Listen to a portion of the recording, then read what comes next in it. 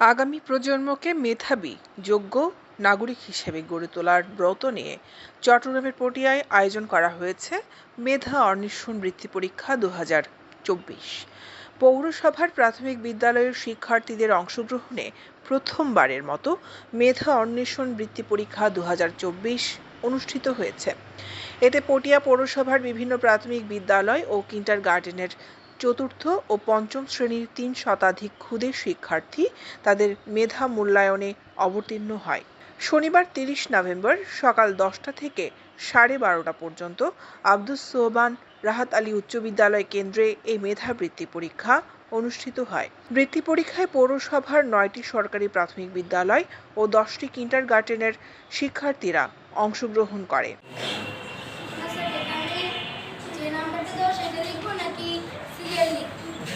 এদিকে বিদ্যালয়ের বার্ষিক পরীক্ষা পূর্ববর্তী প্রস্তুতিতে এই বৃত্তি পরীক্ষা শিক্ষার্থীদের সহায়ক ভূমিকা পালন করবে বলে সন্তুষ্টি প্রকাশ করেন অভিভাবক ও শিক্ষার্থীরা।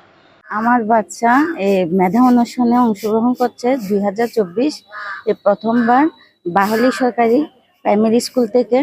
প্রথমবার এসেতে মোটামুটি পরিবেশটাও মোটামুটি ঠিক আছে, কিন্তু সামনে একটু আরো যাতে উন্নত হয়, আরো একটু ভালো হয়, সবাইকে সহযোগিতা এটা কামনা করছে। কিন্তু পরীক্ষার বৃত্তি পরীক্ষার সময়টা সেম হয়ে গেছে, একটু এটা একটু হয়তো আরো আগে কিংবা পরীক্ষার পরে দেন, এটা একটু আমাদের জন্য সুবিধা হয় আর কি। পরীক্ষাটি অনেক ভালো হয়েছে। এই পরীক্ষার মাধ্যমে আমি বার্ষিক পরীক্ষার ভালোভাবে প্রিপারেশন নিতে পেরেছি। আমার খুব ভালো লাগছে এই পরীক্ষাটা দিয়ে, আমার খুব ভালো লাগছে। এই পরীক্ষাটা বার্ষিক পরীক্ষার পড়ার সাথে মিলে গেছে, সব পড়ানো কভার করেছে।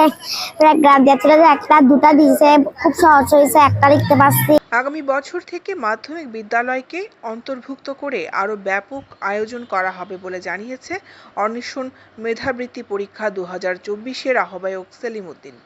তিনি বলেন, বার্ষিক পরীক্ষার সিলেবাসের সাথে সঙ্গতি রেখেই আমরা বৃত্তি পরীক্ষার প্রশ্নপত্র প্রণয়ন করেছি, যাতে বৃত্তি পরীক্ষার সাথে সাথে তাদের আগামী কয়েকদিন পর অনুষ্ঠিত বিদ্যালয়ের বার্ষিক পরীক্ষায়ও প্রস্তুতি হয়ে যায়।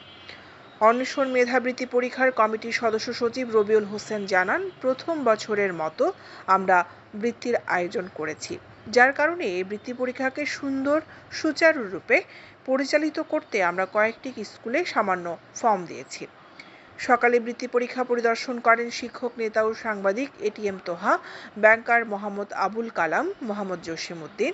এ সময় আরও উপস্থিত ছিলেন মেধাবৃত্তি পরীক্ষার যুগ্ম আহ্বায়ক রাশেদুল ইসলাম, পরীক্ষা নিয়ন্ত্রক ওমর ফারুক, সদস্য আমিনুল ইসলাম, গাজী আবুল হাসনাত, মোহাম্মদ জুবায়ের, মাহবুব উল্লাহ, মোহাম্মদ সজীব, মোহাম্মদ সৌরভ, কামরুল হাসান।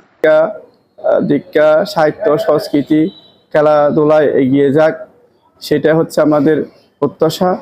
তারই আলোকে আমরা কিছু মেধাবী তরুণ যুবক এবং কিছু আলোকিত সাদা মনের কিছু মানুষ নিয়ে আমরা একটা কমিটি গঠন করেছি। বৃত্তি পরীক্ষাটা চালু করেছি। আমরা 100 নম্বরের পরীক্ষা নিচ্ছি। সেখানে বিশেষ করে ক্লাস 4 এবং 5 এর বার্ষিক পরীক্ষার যে সিলেবাস, ওই সিলেবাস অনুযায়ী আমরা পরীক্ষা নিচ্ছি।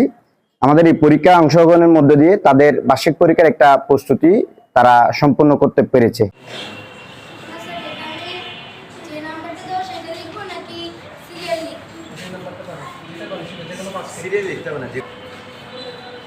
দৈনিক আজাদী নিউজ ডেস্ক।